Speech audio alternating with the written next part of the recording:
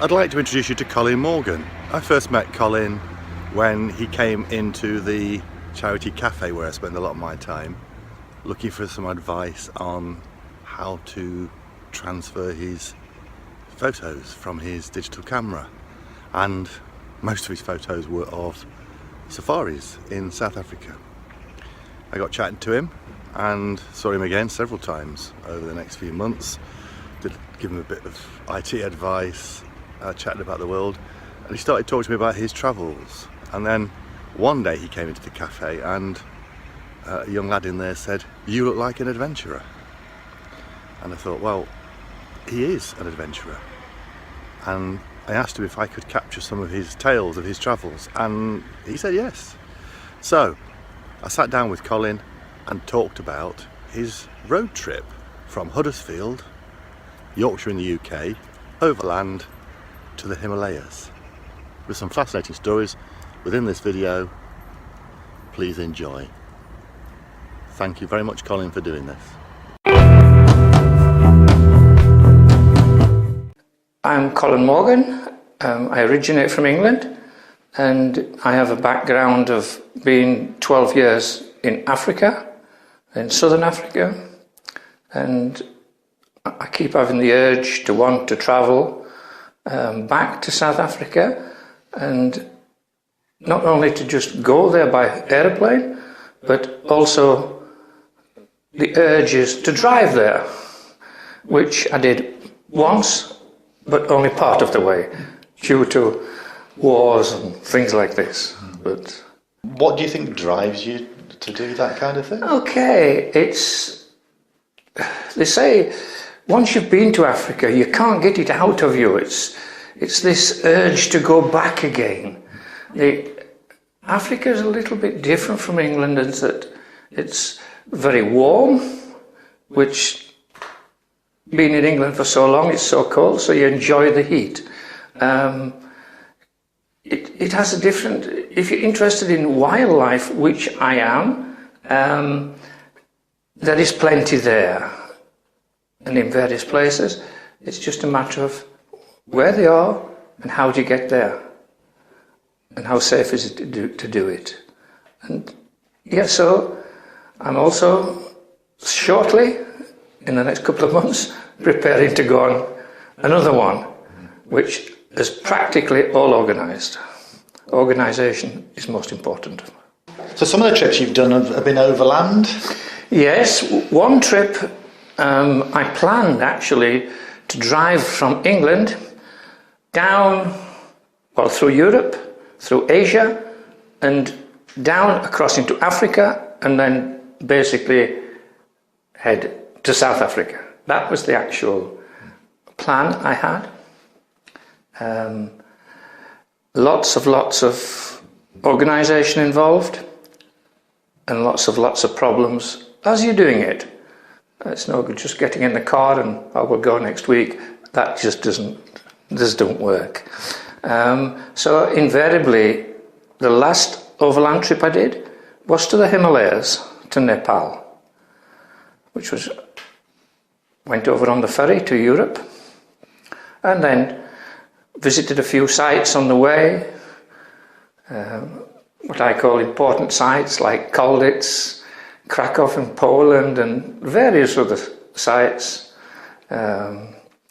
Went to the Black Sea, and then into Turkey to see some of the sites in Turkey, across Turkey, into Iran, which not many people goes to Iran, so you've got to be very careful. Okay. So tell me about Iran. I mean, how was that? Okay, Iran was, well, first of all, before I even got to Iran, I had to organise a visa.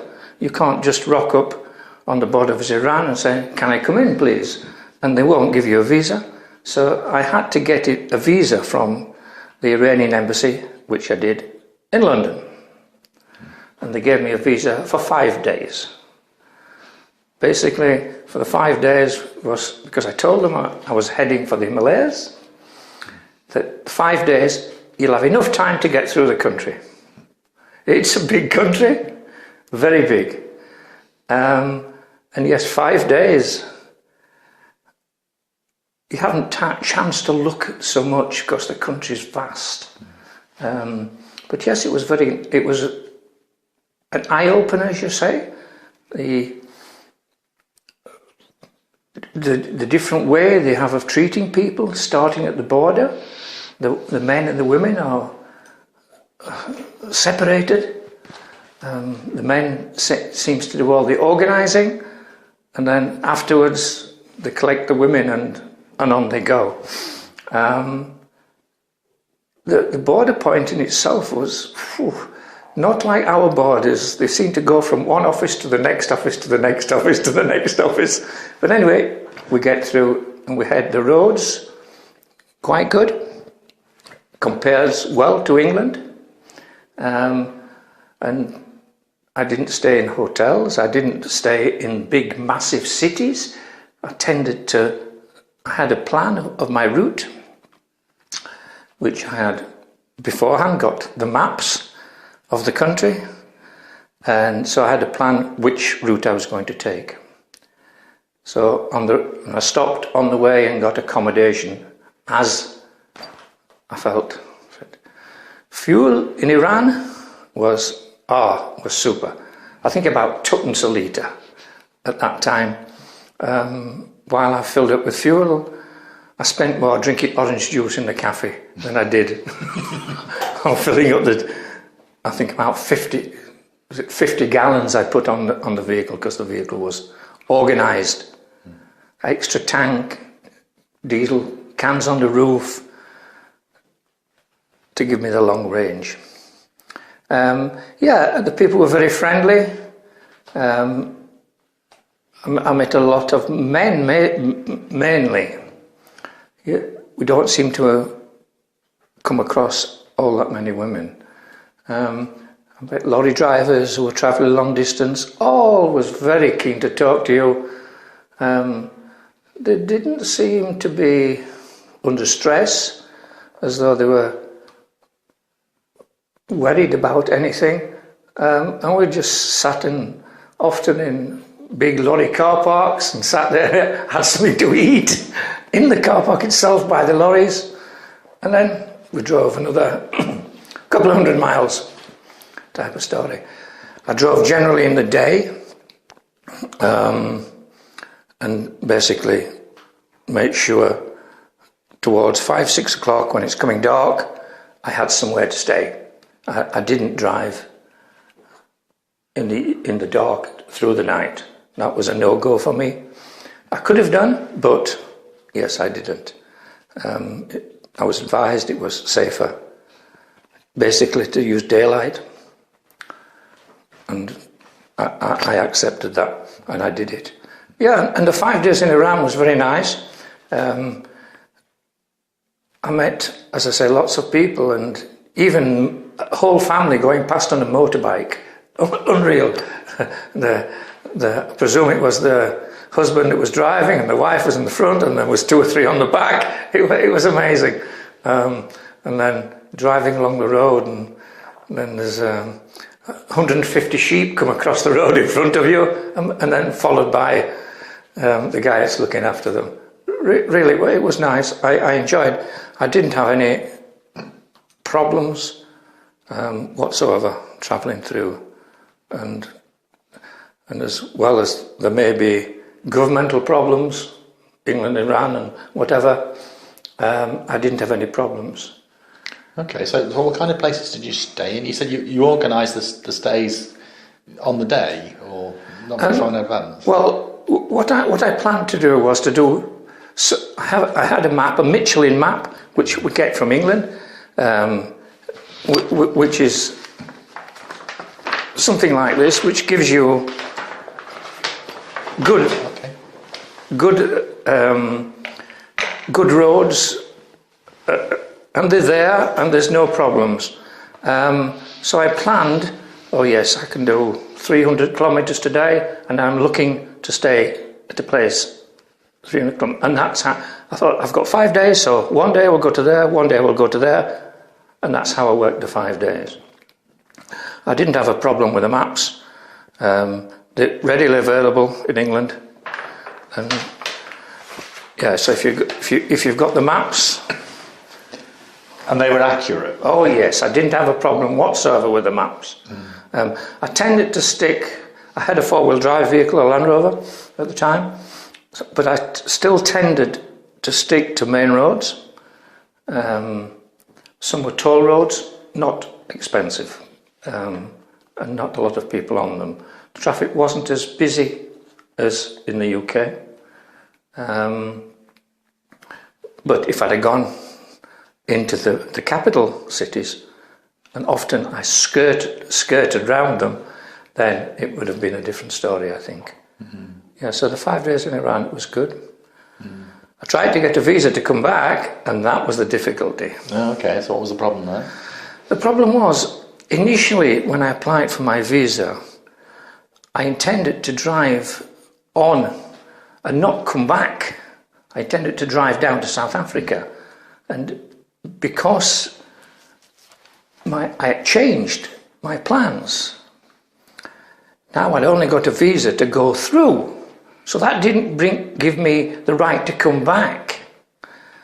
So when I got out of Iran, I went into Pakistan, and I went to the Iranian embassy there in Pakistan, and I filled in the form, paid my visa fee, which was about £30 or so, just over £30, to try and come back. They said, oh yes, in a few weeks' time, it'll be ready. Okay. That was it, on my way.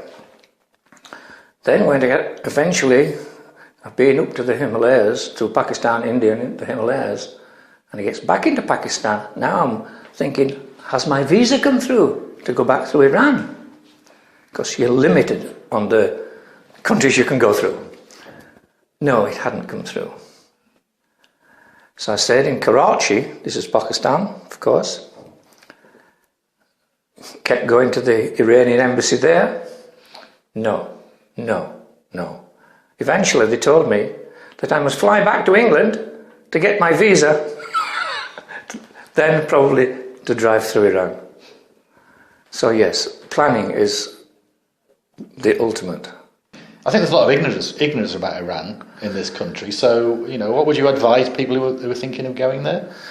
Well, first of all, go to the Iranian embassy and ask them, you're hoping to go there. Don't just book a holiday and then go. Go to them first and say, look, we would like to go to Iran. I don't know if you're specifically wanting to look at some place on that, or if you're visiting people, maybe it's a different story. But first go to the embassy and see what they say. Because they're going to ask you, how long are you going to go? How long do you want to go through? Britain is not one of the best countries in the Iran favour. Neither is America. And neither is Iraq. I was told that if I'd have been Irish, hence not English, if I'd have been Irish, I would have got a visa very quickly to come back. But because I was English, it's... Yeah. Well, I suppose that's history, isn't it? Well, yeah. But you see, this once again, it's not the actual people on the ground. This is government. Well, yeah, I was going to ask you that question. I think some people would feel that they would be made to feel uncomfortable as a Westerner in Iran. Did you find that at all? No, they didn't make me feel uncomfortable in Iran. I didn't stay with anybody in Iran. It was just a matter of driving so many kilometres, staying where eating or sleeping where I was, and then doing the same the following day. Oh yes, I'm going that way. Is there anything for me to see on that road? Yeah. So I didn't really stay with any people, and I didn't really make friends with many people. And of course the women, you don't make friends with women. They tend to keep the women clear. Wherever you go, it seems to be men you come across, whether they're lorry drivers or they're working in the cafes where you go. And a lot of men. You don't see very much women. Out in the country, you might see them in the fields, but you're actually not actually speaking to them. But yeah, if they had a chance, I'm sure they would speak to you. Yeah. So you drove through Iran and into Pakistan. Yes. How was that? The Iranian-Pakistan border was no problems. The borders are no problems if you've got the right visas. I also had a visa for Pakistan, which I got also from the Pakistan embassy.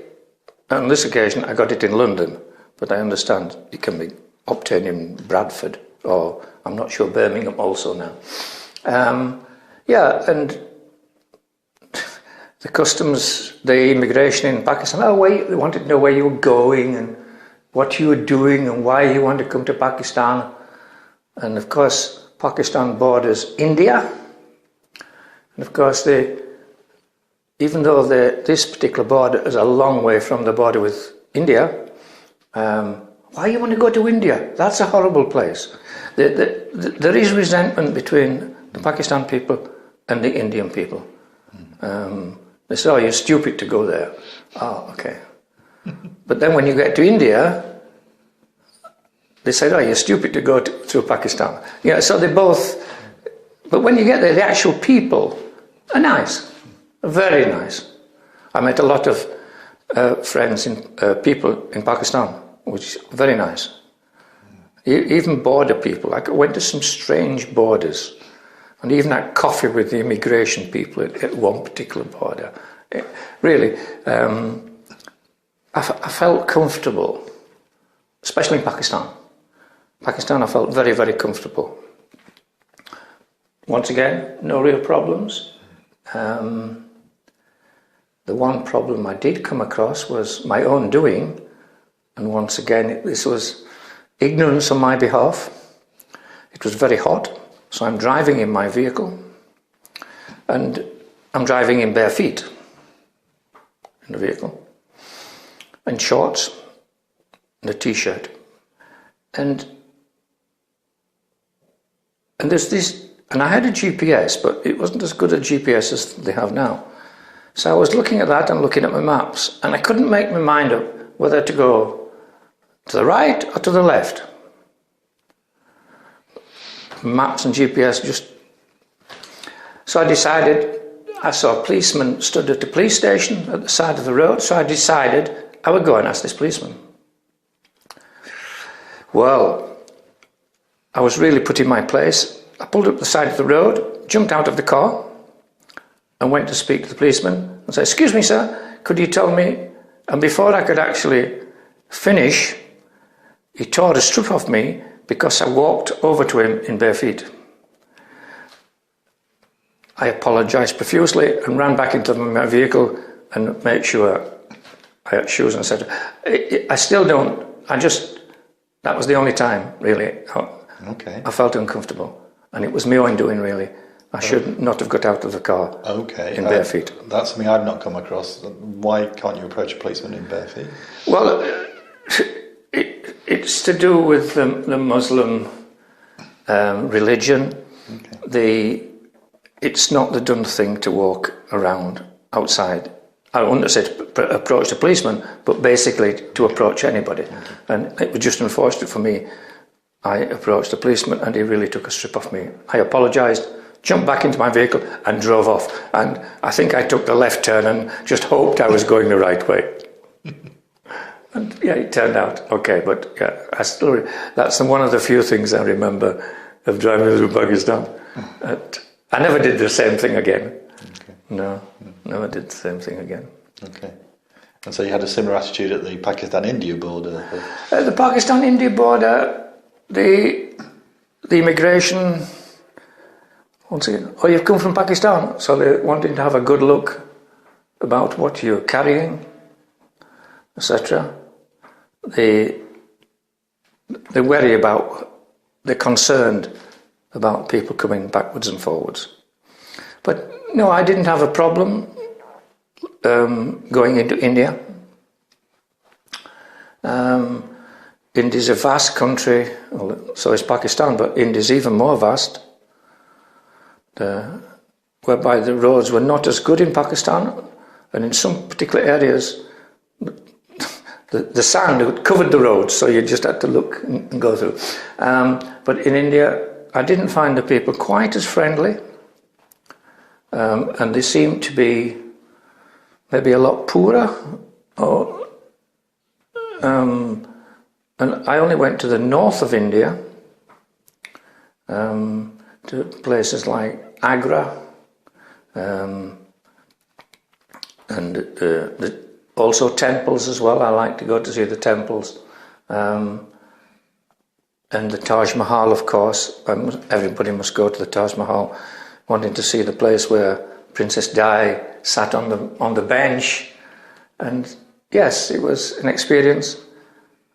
Taking photographs was a little bit concerned there. They didn't mind you taking a photograph of the Taj Mahal, but they didn't like you taking a photograph from on the Taj Mahal. You're allowed to go on to the top, but as soon as you... And me being in front of the Taj Mahal, but not on the top. You're allowed to go on top of the Taj Mahal.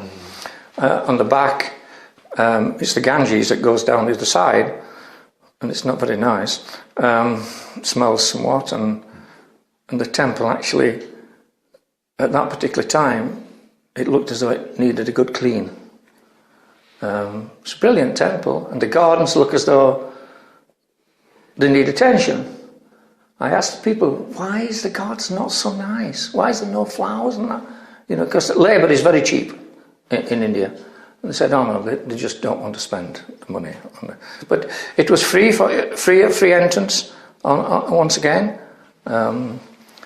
There are certain times when it's not, but once again it was free entrance. And yeah, it was a place that, yes, I would go again. Definitely, yes. And there's quite a lot of tourists do go there.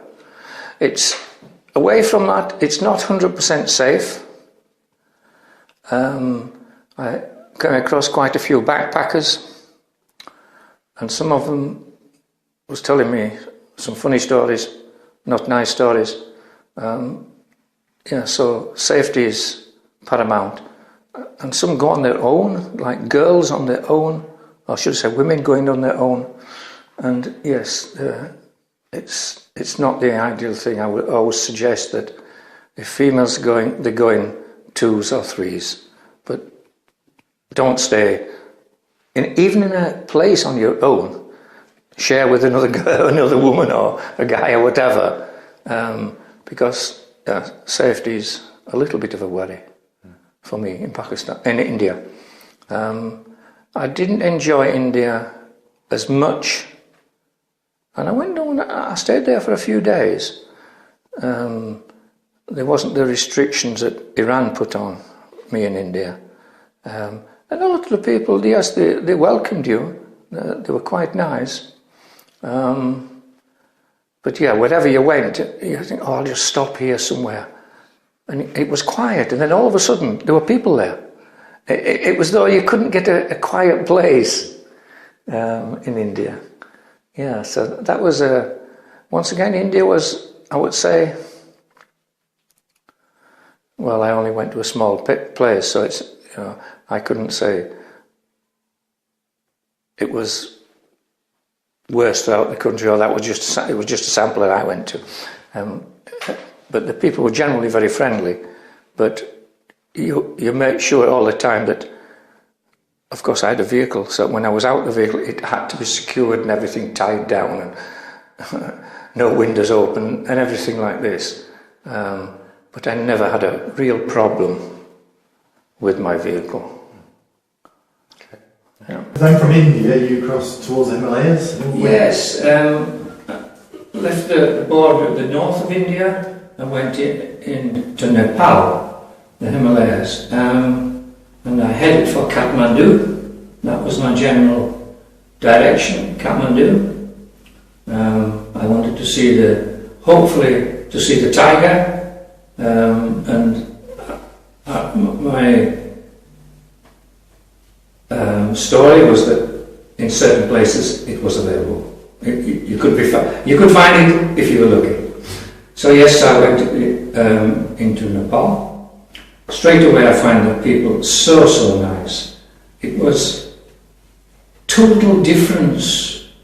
They just seemed so happy and really friendly. They didn't bug you for anything, or they were just so helpful. You think, oh, this is great. The people at the immigration, they were so nice. In fact, I even had a cup of tea with one. Somebody went for some milk and we had a cup of tea, and this was at the immigration. It was amazing. Yeah, so I headed for Kathmandu, where I stayed 2 or 3 days. The roads here now, we're talking about different roads now. It is very mountainous, and you're driving through the hills, through the mountains. There's rock slides, there's all sorts. You're going through rivers, you're going through bridges, you're thinking, oh, will my vehicle get over that? Should I go through the river instead? Yes, it was. At times you thought, got out and have a look, will the bridge take me in my vehicle? But it did. And I remember coming across a landslide, and there was cars back for. So you get out and go have a look, and now they're digging them up away with shovels. They haven't got the excavators and things like that, diggers and things. They were just literally doing it by hand. Eventually we got through. And I went to Kathmandu, stayed there for a few days. And it's all mountainous. There's not the fast roads like we had in India, like we have in Pakistan, Iran. And I went after that to Pokhara. That's also in Nepal. And then I went down to I went to a place called, I can't remember now, something like Sariska, I think, game reserve, massive game reserve. Different to the game reserves in Africa. The controls are different. Security is different. And eventually I did find the tiger, funnily enough. And while I was there, I also went on a little bit of a safari one day, and on this occasion, and it's the first time I've ever done it, I went on the back of an elephant, because it was just really one of the only ways to get really deep into the bush. And obviously we had, I think there was 3 elephants, so it was basically the guy on the front was, and actually he took us into the bush, and I came across a waterhole, and he actually spoke to the elephant, and then the elephant actually spoke to the I'm coming, get out of my way, type of thing. Yeah, it was really interesting, and really nice. So I plucked up the carriage the following day to go on a walking safari. This is walking in the bush, where there's lions, leopards, and numerous other animals which are not too frightening. And I couldn't believe it. I had to go there early in the morning, get there early, and there's this small wee guy with a stick. And I was amongst, I think, 5 others. And off we went. And the only protection we had was this wee guy with a stick. It was amazing, really. I thought, ah! But yeah, it was good. Nothing happened. Nothing special happened. We saw 1 or 2 different animals, but the animals knew we were coming before we could see them actually, and they could smell us, I'm sure. Yes, that was a very good experience, and I stayed in the borders of the park, and the family was so nice.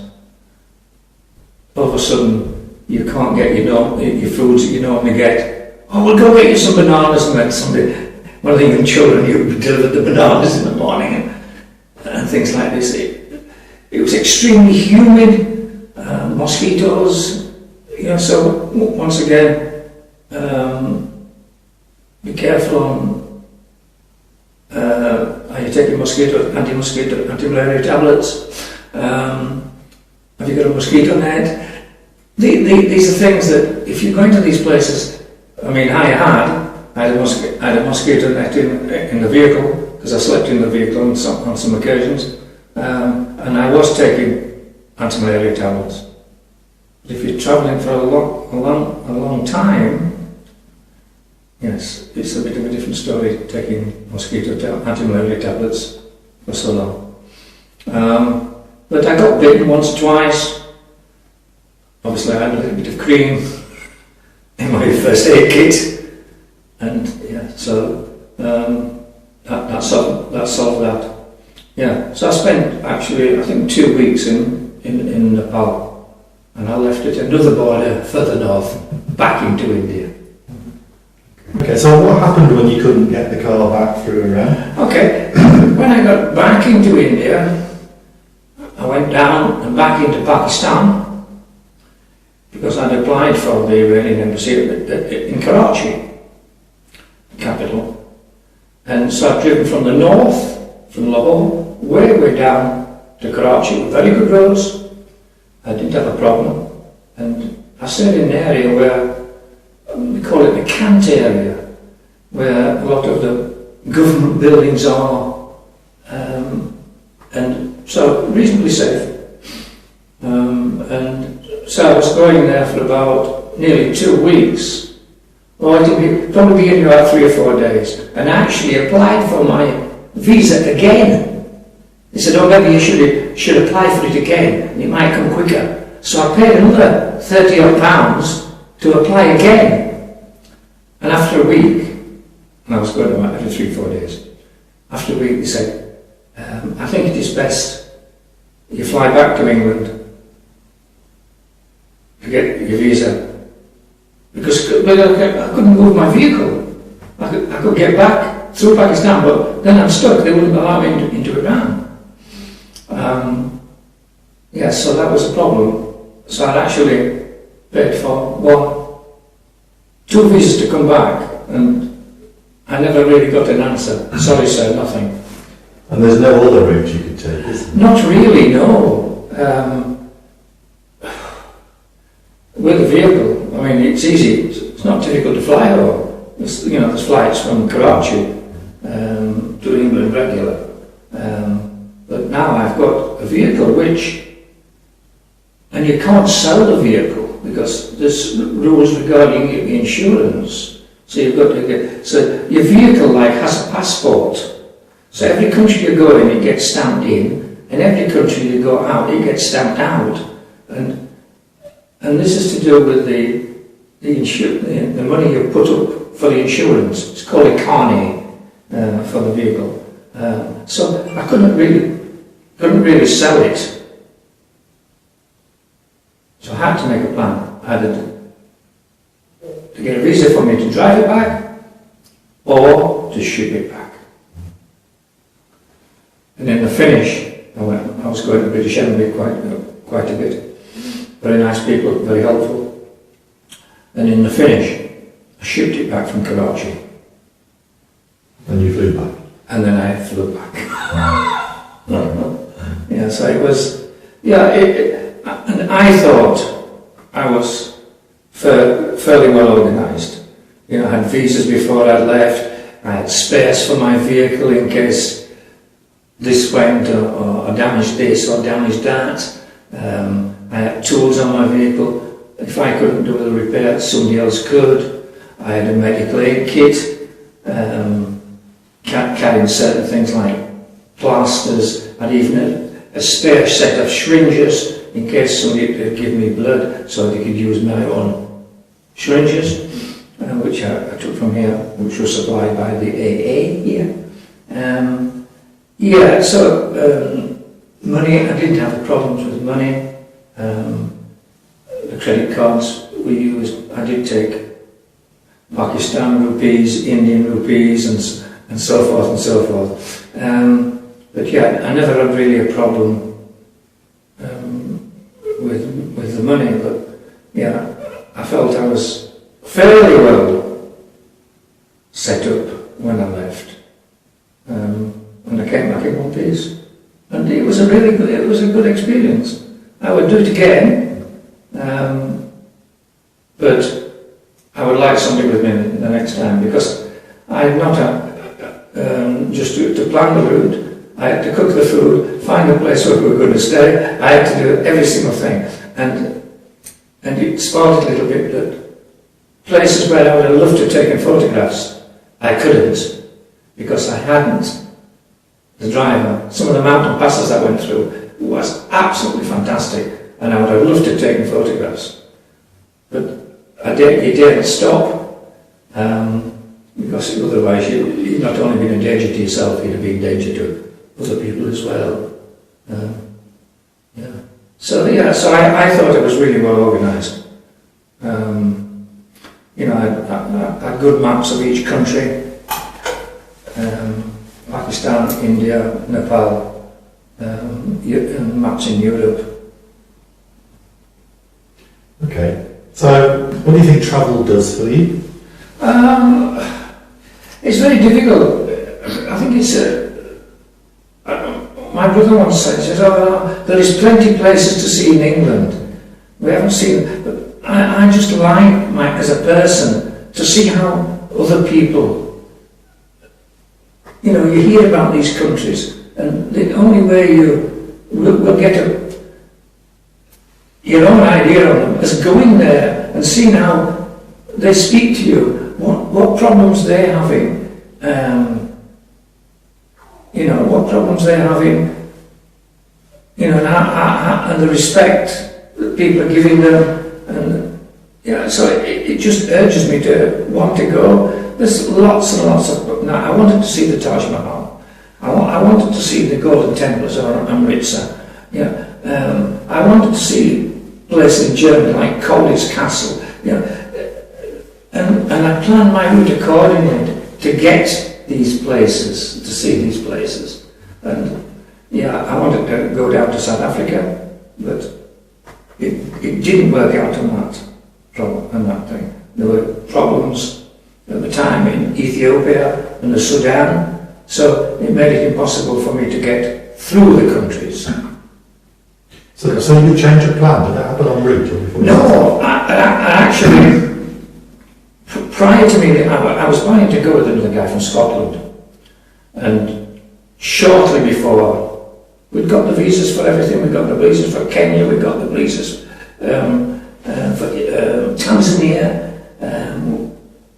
plus the visas for Iran, India, Pakistan. We got all these visas, and then in the last few weeks, he decided he couldn't go. So I thought, well, I spent so much money, I've sent on all these visas, I've reorganised the vehicle, I've made the suspension stronger, I've got roof racks, I've got everything. I must go. And so that's why I went. So I knew when I left, I wasn't going to get down to South Africa. And so maybe I should have gone back to London and asked for another visa for Iran to come back. The other countries were not a problem. That's probably the sort of thing, hindsight, a good. Yes. It's the one thing. You think you've planned for everything, and something bites you. Okay, there's some things. I knocked an animal down one day.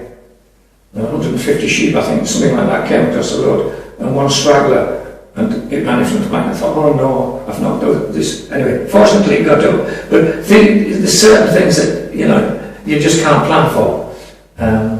But in hindsight, yes, the Iran story,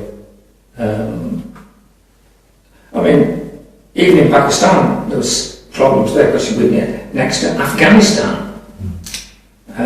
That the problem in itself, because the Pakistan and Afghanistan people, the army and the militia in Pakistan, they're also keeping an eye on their roads, looking for terrorists. And if you park where you shouldn't park, you're liable to be, what you're doing there. And that happened to me one night. I wanted to go to the Khyber Pass. And I wasn't aware before I left that I wouldn't be able to get there. And when I'm in Pakistan, I'm now driving towards the Khyber Pass, and I was stopped by the local, not the local mayor, but the local person in charge of the area. He said, "Oh, you're not permitted to go, tourists are not permitted to go there." So I did. My plans changed. I was tired. So what do? I find a place to sleep. You can't just drive and drive, so I find a place to sleep. And I thought, there's no hotel, there's nowhere. I was out in the wilds. So I hid my vehicle and me in the bushes. Obviously I didn't hide enough, but because later in the night I was woken up by Pakistan and militia in all different uniforms. A bit frightening. And I was taken to their border point. But they were so nice. The people were so nice to me. They were just, I think they were pleased it wasn't a terrorist. But yeah, little things like this you can't plan for. But you know, if I did it again, I wouldn't make the same mistake. I wouldn't go hide in the bushes. I would, you know, make a different plan. Or I wouldn't get out of my vehicle in bare feet. You know, I'd make sure my shoes are on first, and etc. You know. But yeah, I want to go back. I won't say particularly to the Himalayas, and if I did it again, I'd like to go with somebody. The thing that strikes me is that people fly from those distances all the time, but what they miss out is seeing the people in the countryside. Well, that's right. You know, I don't know actually if you can get a visa to go to Iran as such to the capital. I don't, you know, where you can go to Istanbul, yeah, and to see the mosque and the various palaces in Turkey. Yes, you can do it. It's on the tourist map, but I don't think Iran is basically on the tourist map. So there's not. I'm sure the Iranian have got certain places where are very, very important to them and very, very nice to see. But I wasn't aware of these. But yeah, so a lot of you can just fly in and fly out, and yes, you will not meet the people in the countryside, and a lot of people you never meet the actual local people, which obviously I did. Yeah, many friends, many people. One thing I'll never remember, I will never forget, is that I was in Pakistan, in a place called, I think it's classed as a county, province, called Balochistan. And I was stopped by these people, and to cut a long story short, they took me to the local mayor, and he actually, the person in charge of the area, he was sitting in court that day. So these two guys from the militia, they took me spoke to the magistrate. All of a sudden the court had stopped. They stopped the court, and we were having tea with the magistrate on the bench. It was absolutely unreal. And we had a cup of tea, and he asked me a few questions, and then we went. It never happened in England. It just happened there, but purely because I had met local people. If I'd have flown in, no, that would never have happened to me. Lots of things, you know. Oh, you run a risk when you do these things, but you might say that's a little bit of adventure. Like we go on holiday and we go on safari, and it's an event. Oh, we want to go see the lions. We want to see this. We want to see this. It's an adventure, so you know. Some people are adventurous. Some people just want to go to the beach. The best beach I was at was in Bulgaria, in Varna. I think it's Varna on the Black Sea. Absolutely beautiful beach.